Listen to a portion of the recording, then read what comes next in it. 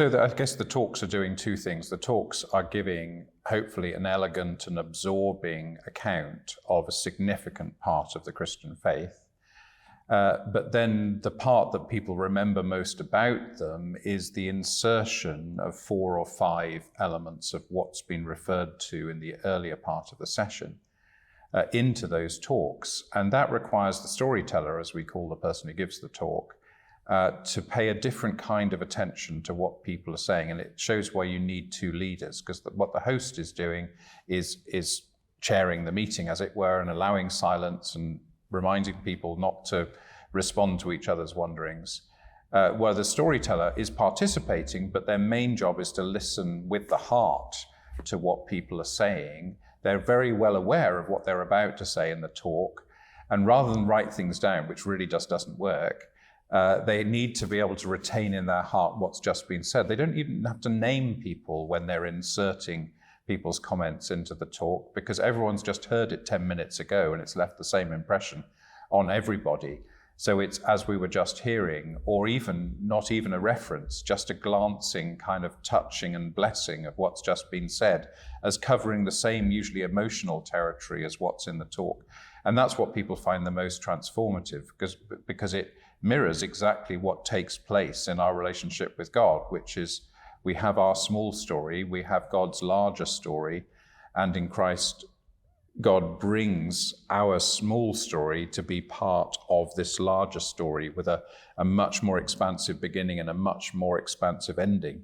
But people tend to be so moved when they realize, practically by having the story told back to them, including their own part of the story, that they are part of the way God is being made known in the world. And it's the single experience, I think, that people find most extraordinary from the course.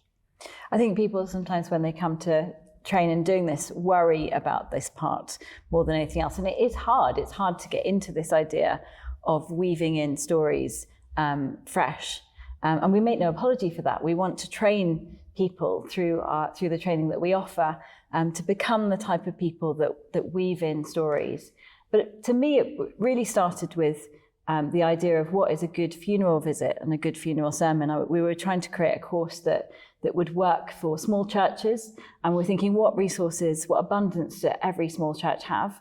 And they all have an opportunity at Christmas to invite people to an event, and they all have people who go and visit people to do funerals. And so in a good funeral visit, your job is to listen, to not judge, to laugh with people who laugh, the funny stories, and to be able to weep when people tell the sad stories of their loved one.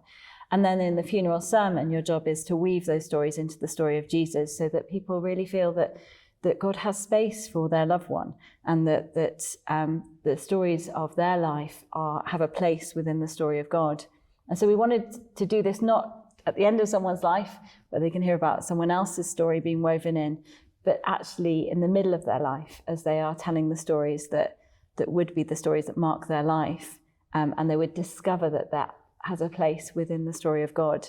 But actually there's something incredibly powerful, as you were saying, and meaningful about people's stories. And then they begin to feel confident about the story of Jesus, because they don't feel it's alien. They don't feel it's something that they're being asked to learn that is additional to their life. It's something that feels like it's always been there. Mm-hmm. We tried not to overthink the sequence of the 10 talks within the 10 sessions. We wanted to start with the first 2 with something really serious, but quite for the heart as well as the head. We obviously talked about Jesus in number 3, but in a way that's probably new to almost everybody, including the existing churchgoers in the group.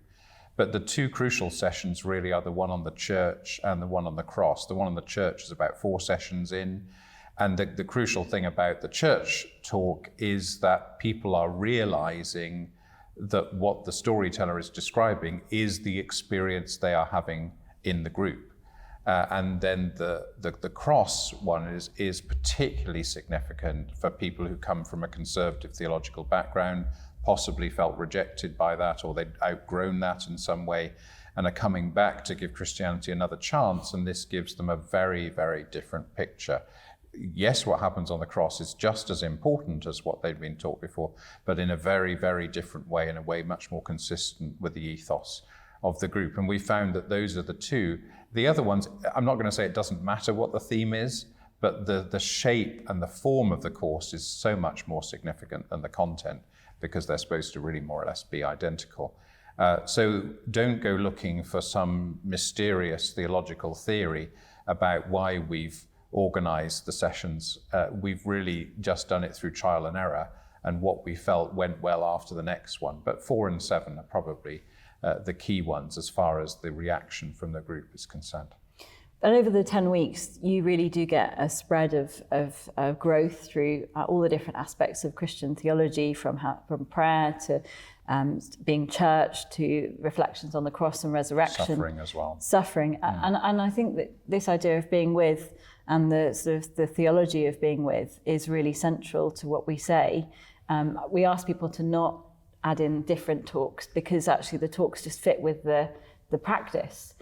It's not that we've decided practice and then we've decided talks, but they're very, very integrated. And it would feel odd, I think, to add in different talks that don't have the depth of the theology that you brought in. And also, people gradually wake up to what's going on. There's two things that people gradually wake up to. The first thing they wake up to is that we've written the Wanderings to lead into the talks. They don't resent that as being manipulated, they just enjoy that.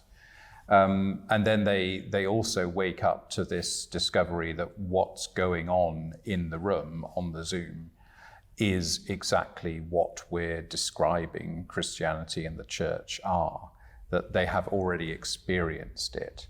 And in the sense the talks are crystallizing. It's really aiming to be transformation rather than information. And this idea of being journeying through.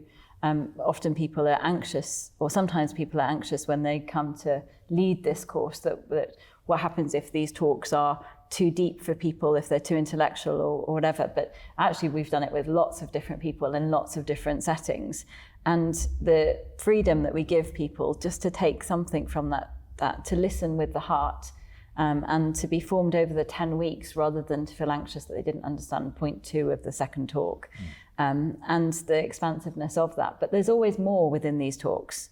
Every group creates a fresh talk, because every one set of wanderings is slightly different. And so the talk is enhanced in different ways by the different groups and the different things that have been shared. And so what we find is a freshness to these talks. It's not about remembering the talk as if it's a sort of carefully outlined, bullet-pointed thing.